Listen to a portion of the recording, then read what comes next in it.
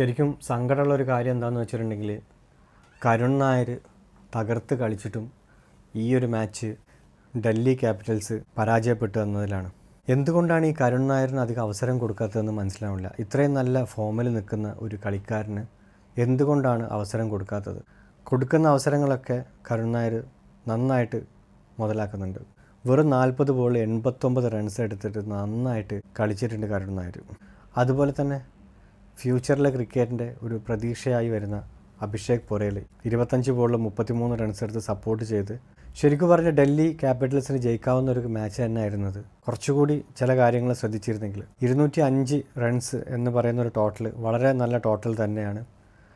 നമ്മുടെ തിലക് വർമ്മയും അതുപോലെ റയാൻ റെക്കൽട്ടണും സൂര്യകുമാർ യാദവും എല്ലാം കൂടി ചേർന്നെടുത്ത ഒരു അടിപൊളി സ്കോർ തന്നെയായിരുന്നു.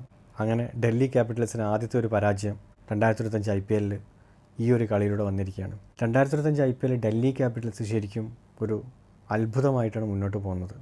ആരും പ്രഡിക്റ്റ് ചെയ്യാത്ത രീതിയിലുള്ള മാച്ച് വിന്നിംഗ് ആയിട്ട് മുന്നോട്ട് പോയിക്കൊണ്ടിരിക്കുകയാണ് ഡൽഹി ക്യാപിറ്റൽസ്.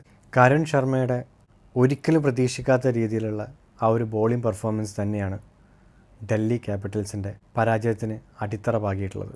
വെറും 36 റൺസ് വിട്ടുകൊടുത്തിട്ട് 3 വിക്കറ്റ് എടുത്ത കരുൺ ശർമ്മയാണ് ഡൽഹി ക്യാപിറ്റൽസിനെ നട്ടെല്ലൊടിച്ചതെന്ന് നമുക്ക് തീർച്ചയായിട്ടും പറയാൻ സാധിക്കും. ശാന്ത സ്വഭാവക്കാരനായ ബുംറ കരുൺ നായരോട് ഏറ്റുമുട്ടുന്നത് നമ്മൾ ഈ ഒരു മാച്ചിലൂടെ കണ്ടു.